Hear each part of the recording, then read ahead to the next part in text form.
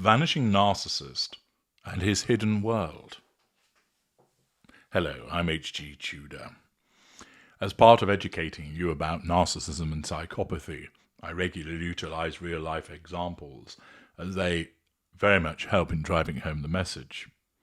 I have here an instance of a woman who was involved with an individual who clearly exhibits the behavior of a narcissist, and she then set about uncovering his activities. This was published in the Times. Let's learn more about what transpired and how we can see that there was a narcissist at work, one who vanished, which then led to the uncovering of a hidden world. The victim of the narcissist is an individual called Shimen Suleiman. She explains, "I did not want an abortion, nor did I want a child. The doctor asked if I was sure, and in the absence of knowing how to say no, I nodded. She asked if I was alone. No, I told her. My partner was in the waiting room. I read his messages on my phone of how we'd get through this, false compassion, that we'd be home soon, eat ice cream and watch reruns of shows, and that he'd only gone to find the bathroom, and I should stay near the receptionist and wait for him. But later, as the waiting room emptied, as a young woman tapped the keyboard of her computer with perfectly pointed nails, I realized he was gone. He was gone, and my calls went only to voicemail. Accordingly, this individual, who was in a romantic relationship with this woman, disengaged from her while she was at a medical appointment. He didn't announce his departure. He didn't explain his departure. He just left her while she was carrying his child." She continues, "In the days that followed, I asked the building manager to show me the security footage of the hallway outside my New York apartment. I checked the time on the recording. When I had been with the doctor, he had climbed the stairs to my home and entered with a spare key. On the screen, I watched him carry his shirts to the garbage chute. On the screen, I watched him reappear with more of his belongings and throw those in too, before leaving with a bag full of his things and some of mine. Acid appropriation, sense of entitlement, lack of boundary recognition. Any desire I had to imagine a man who ran from the clinic or my apartment with pain or guilt, or a breakdown induced by the hours leading up to this, was replaced by the clear vision of a man entirely calm, entirely poised, entirely in control. That he had gone should not have been a surprise. He was always gone in some capacity or other. That began very early on when he prepared me for, as he described them, his mental disabilities. His high-functioning autism, he said, that came with agoraphobia, and it was hard for him to commit to the things we had planned. Utilization of ill health for the purposes of manipulation. Nights out, if they happened at all, quickly turned into nights at home. My home. Monopolization of time, monopolization of property. And it seemed we were always up against something. Losing jobs and moving house, transport delays, and his mother's poor health, triangulation. His father's recurring absence, triangulation. And his sister's rape and his ex-girlfriend's death, triangulation, triangulation, pity plays. When I'd originally matched with him on Tinder, hunting ground, our conversation was enjoyable. We messaged for a few weeks, then finally agreed to meet. He flirted, lack of boundary recognition, but kept it simple, briefly touching my arm, the occasional flattering remark.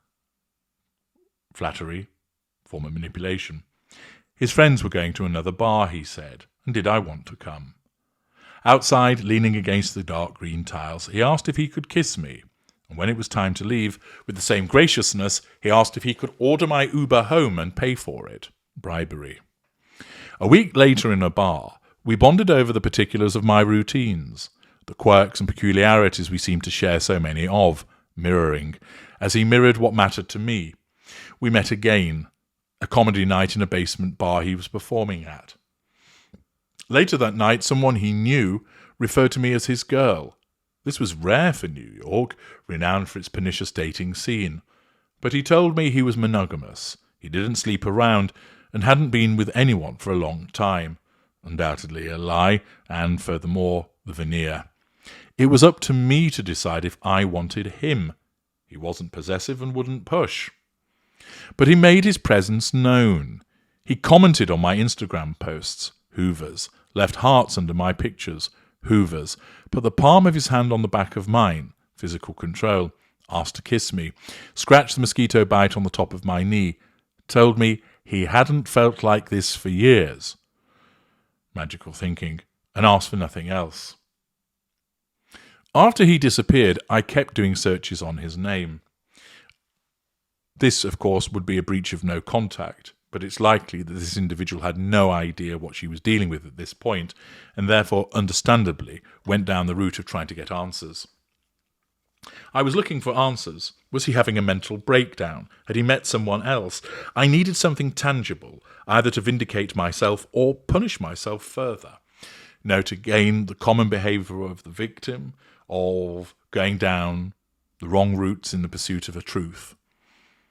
I typed his name into Instagram, but what I found was a black and white drawing of his face in profile.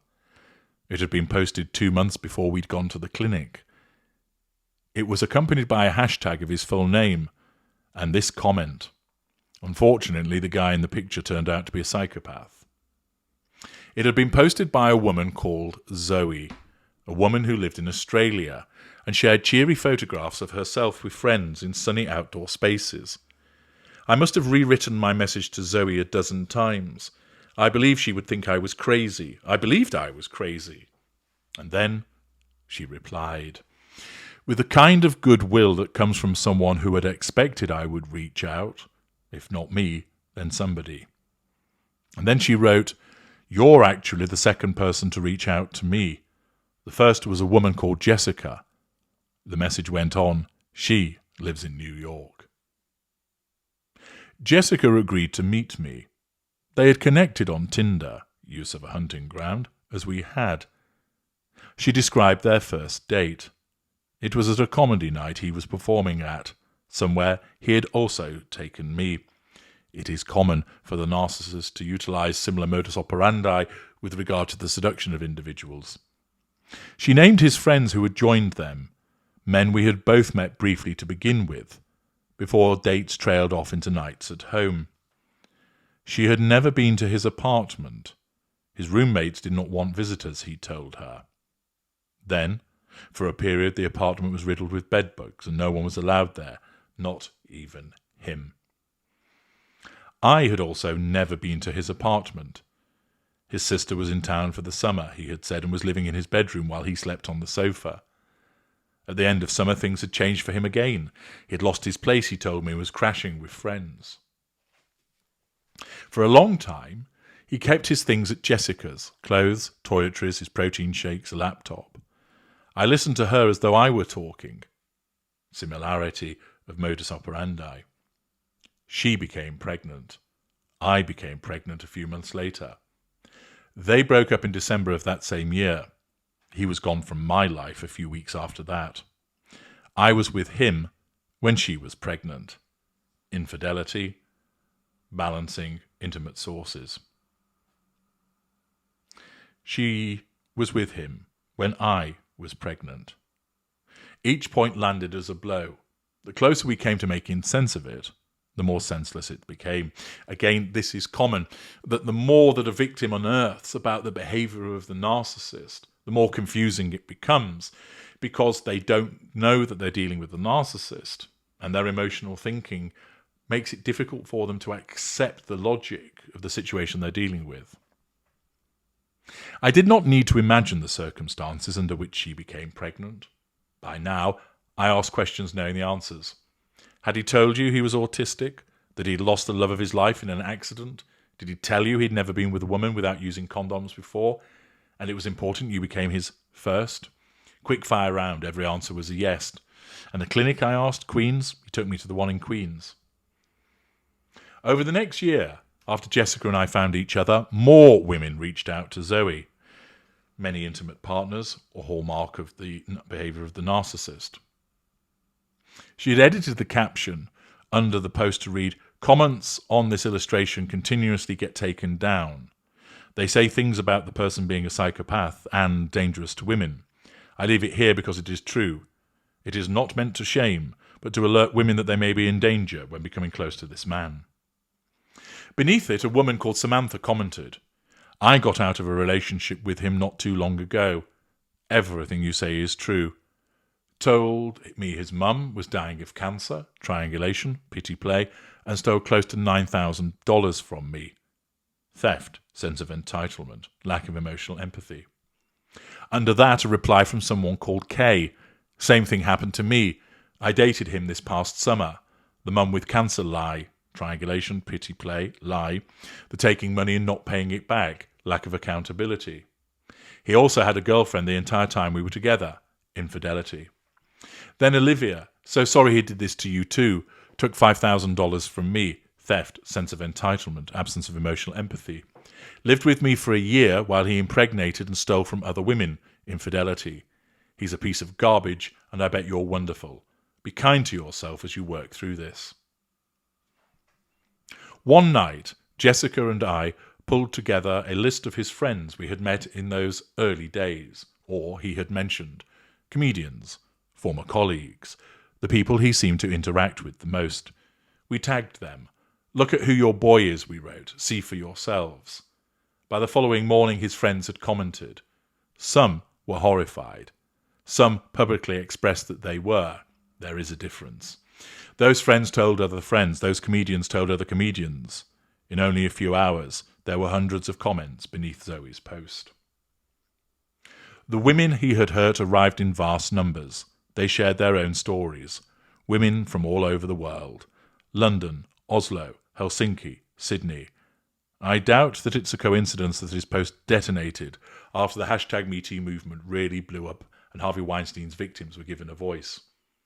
It was clear he had a template, which he applied every time. We learnt from each other that he told us he was in hospital or a suicide clinic, pity play, asked us for money to pay for his meds, sense of entitlement, residual benefit, or the admission fee, or one treatment or another that would save his life. All these relationships overlapped with other women.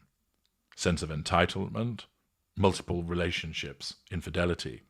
Most wrote of giving him money, of losing items from their homes, pregnancy, lies, and his mother, who was, as it turns out, coming back to life again and again, but unfortunately dying of cancer on a regular basis. Once again demonstrating, of course, the way that he has told lies and has triangulated these individuals. Then he did a strange thing. He created 2 accounts of his own. He called one I Love with his first name and the other I Love using his first and last names. It said it all. He loved himself. Grandiosity. But more sinisterly, he was making us proclaim our love for him each time we typed the profile's name to check for any update or response, which many of us were doing. There were 2 reasons we were looking. First, to keep ahead of his next move, but second, if I am honest, because it was a glorious, ghoulish car crash unfolding in front of our eyes. He was falling apart in real time, and frankly, it was wonderful to see. Pausing there, this is often the case that the victim wants to see the narcissist get their comeuppance. But of course, as I've explained to many, many people, ultimately, whilst this feels satisfying, it is not in your best interests. You place yourself at increased risk of being hoovered, increased risk of adverse consequence. You're going to be giving fuel to the narcissist, which was the narcissist wants, if you're going to have a form of interaction. And watching all of this is a breach of no contact, which increases your emotional thinking. Now he wrote that he had a fiancée in London. He said he was a better man with her. She'd give him the peace none of us could. He accused us of having an agenda fueled by jealousy, blame-shifting, since he had moved on with her. He claimed his fiancée had seen the post and she had laughed about it. Triangulation, dismissiveness, lie. He referred to himself as peaceful and godly. Delusion. He claimed if any of what we had said was true, that he'd used people for affection, money, and a desire to be wined and dined. He had learnt this from every woman that had ever existed. Provocation.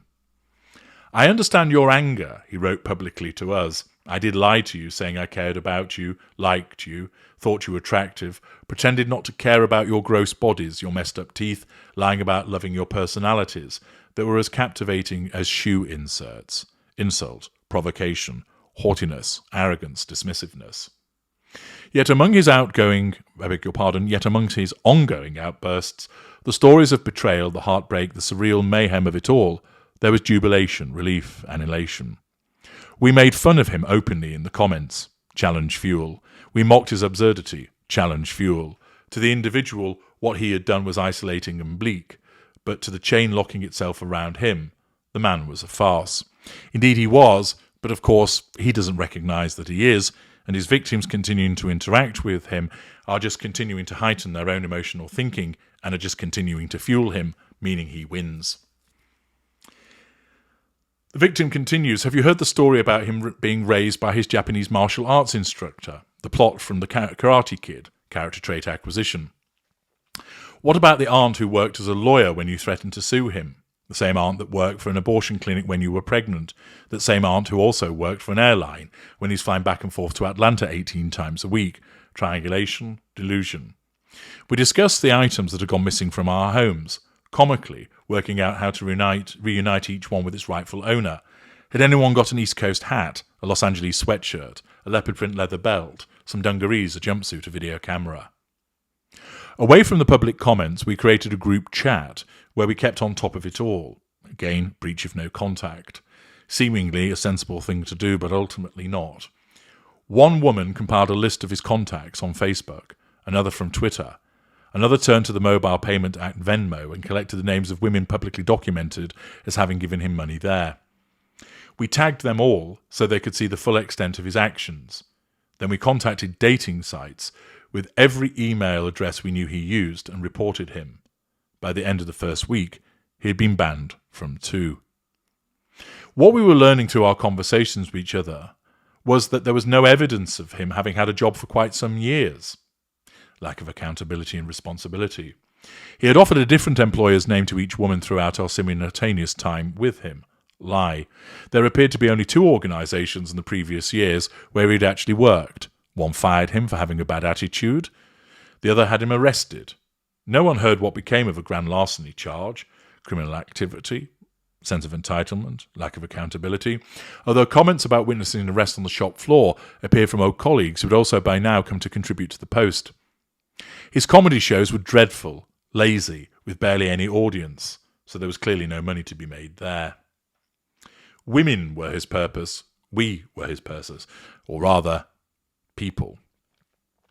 With only the women who had come forward, it seemed he had taken nearly $100,000 from them. Theft, sense of entitlement, lack of accountability. He had no apartment, no rent, scarcely paid for his own flights or overseas accommodation, food or transport. Sense of entitlement. Freeloading. No doubt the point of the money was to spend it on and seduce women before requesting significant amounts in return. Similar to the way that the Tinder swindler operated. But I believe there was also the thrill of knowing he had taken it. Either way, women were his only livelihood, and the post had jeopardised it all. Within a month, he moved to London. Assertion of control by withdrawal. He hastily married the woman he'd been referring to as fiancée. Assertion of control through marriage. The post stayed up, and women continued to find it, new women. In the weeks following the blow-up from the Instagram post, I thought about his friends. There were the photographers, the designers, the people who ran their own successful businesses, the friends who were well-travelled. He surrounded himself with worth, character trait acquisition. It was an alibi. I called his friend Mike. He gave thoughtful answers to the questions I asked, and often hesitated when considering his own complicity. On many levels, all his friends knew what he was doing to us, I said. We knew there were a lot of women. We guessed he was probably homeless and staying between women's houses. We talked about how he's bringing a different girl out every time, and honestly, we didn't bother to remember what she was called. We were looking at her thinking, nice to meet you, but I'm not even going to learn your name. You'll be gone by the next time. Notice that these individuals saw the behaviour, but thought not to do anything about it. I suppose what I wanted was that his friends had been duped as much as we had been. My sense of shame might have lessened if we, the women who had been deceived, were to alone. That it wasn't our fault because we were women. That it didn't happen to us because we were women. Instead, what I learnt was that many of the people in his life knew he was living between women. Knew we thought we were in serious, committed, monogamous relationships. Knew he thought so little of us as people. He had hidden in plain sight. Wasn't it odd he had a different woman every week, I asked. It wasn't strange. He was just being a man. I have a lot of friends who run a lot of different girls. Hearing him have multiple women wasn't anything I could change, Mike said. I replied that there was no issue there. Plenty of women enjoy the same, so long as everybody knows what the deal is, so long as the sexual partners, no matter how many there might be, are consensual, aren't a punchline to a long-standing joke. Alongside misplaced musings on mental health, he started posting screenshots on Instagram of his preferred conversations after the revelations. In one, a friend told him, My advice to you after listening to your recent podcasts, you might just need to delete all your social media and start again as you're starting your new positive life. Get rid of all the negative energy or just block all the bitches bringing all the hate. That way you can live your life in peace. You have apologized and explained why you did what you did. If these salty bitches keep on talking shit, that's on them. 7 months after the Instagram post reached its peak, a few months after he married a woman in the UK, Sarah met him on Tinder in London. Infidelity, use of hunting ground. He told her he was recently married, but they had quickly separated. The reason he claimed was his wife had been seeing someone else at the start of their relationship, and his trust was now gone. Projection. He had already introduced his mental health problems to Sarah on their first date. Lack of boundary recognition, oversharing, triangulation, revealing that psychosis and schizophrenia ran in his family, but he was medicated and neither affected him. But as time went on, Sarah grew suspicious, unable to believe a lot of what he said. I started looking online and realised he was very much still married, infidelity, and clearly not separated, lie, Sarah said. There were also recent photos of him wearing his wedding ring. He had never worn it when he'd been with me. Alongside photographs of his very ongoing marriage, Sarah also found Zoe's original Instagram post. Now aware of the lies and abuse, Sarah confronted him. He had an answer for everything. He told me the Instagram comments were by women who he'd not been nice to and were bitter about his newfound happiness, blame-shifting. Then he directed me to another Instagram account which he had created, portraying himself as some kind of self-styled mental health guru. Grandiosity. She confronted him again. This time he responded saying he had taken photos of me naked, sleeping, just to masturbate over. He texted a screenshot of a WhatsApp gallery full of photos and videos of me that I hadn't consented to or even been aware of. I think he did it because he knew he wasn't going to get anything else out of me. I think it was the only way he could demean me to make himself feel powerful at that point. Triangulation, invalidation, belittlement. As a consequence of this, Sarah called the police. They sent 3 police officers to her flat. The crime was the act of voyeurism, which is a sexual offence. The police asked Sarah to think carefully about whether she wanted to make a formal statement. Undeterred, Sarah wanted at the very least for his actions to be on police records somewhere. As part of the police investigation, the police asked Sarah if she would let them download content from her phone. She refused. I had shown them all the evidence I had, and I felt uncomfortable handing over control of the intimate details of my life to strangers, especially given that I had gone to them having just been violated so seriously. They were never clear on what information they would use. Messages between men and other men I dated, perhaps, would that be used against me? How familiar this attitude was. Had the lady worn a skirt too short? Had the lady led him on? Had the lady sent naked photographs of herself to other men? Did the lady have many sexual partners? Was her cleavage on display in photographs on Instagram? Did she contort her body to take a selfie that showed her pert butt? Was she promiscuous, a slut, a slag, a desperate, bitter? Naturally, pausing there, the police ask all of these questions because that's what the victim would face in cross-examination. He told the police Sarah knew he was taking the photographs of her, and because they had previously exchanged intimate photos, it was clear Sarah continued to be up for it. Denial, blame-shifting. In March 2019, they decided no further action would be taken. The CPS cited my unwillingness to hand over my phone, Sarah said. I had actually provided evidence, whereas he had simply said, I didn't do it. They said we had both given credible accounts. I took this to mean that his account was given more credibility than my own. The author of this article states, I was by now living back in London, and women in neighbourhoods all around me had been through what the women all around us in Brooklyn had. When I wrote about my experience with him on Twitter, more women got in touch. His agent dropped him. Comedy clubs cancelled his gigs. Comedians distanced themselves from him. although ultimately it doesn't seem that would have much impact on him because his comedian career wasn't really going anywhere.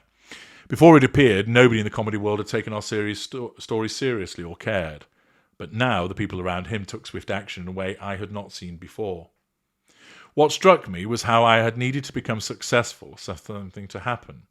I had needed to have a reputable career as a writer to be heard. I had needed to build a large enough platform to be taken seriously.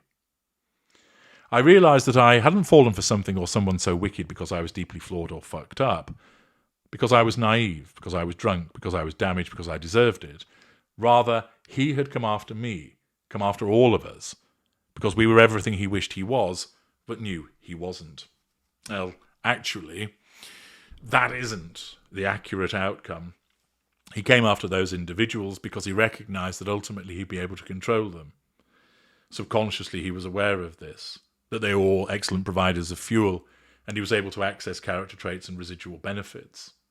That each of them was vulnerable to his overtures, and he was able to do it time and time again, because he doesn't see people as people, he sees them as objects. It wasn't a case of the fact that he knew that he wasn't these things and he wished to be the things that these women were. That's something that a victim would tell themselves in order to provide themselves with some comfort. He quite simply was a predator, utilising a variety of manipulations as described, and did so with a substantial fuel matrix as he drew women time and time into it to then steal from them and abuse them. A useful living example of a narcissist in action and the responses of the victims, whereby they gained a degree of satisfaction from the way that he was treated, but ultimately they just simply gave him fuel. They didn't realise that's what they were doing, and they continued to interact with this individual, watching what he was doing, thinking that it was a catharsis, but actually acting against their better interests. I'm H.G. Tudor. Thank you for listening.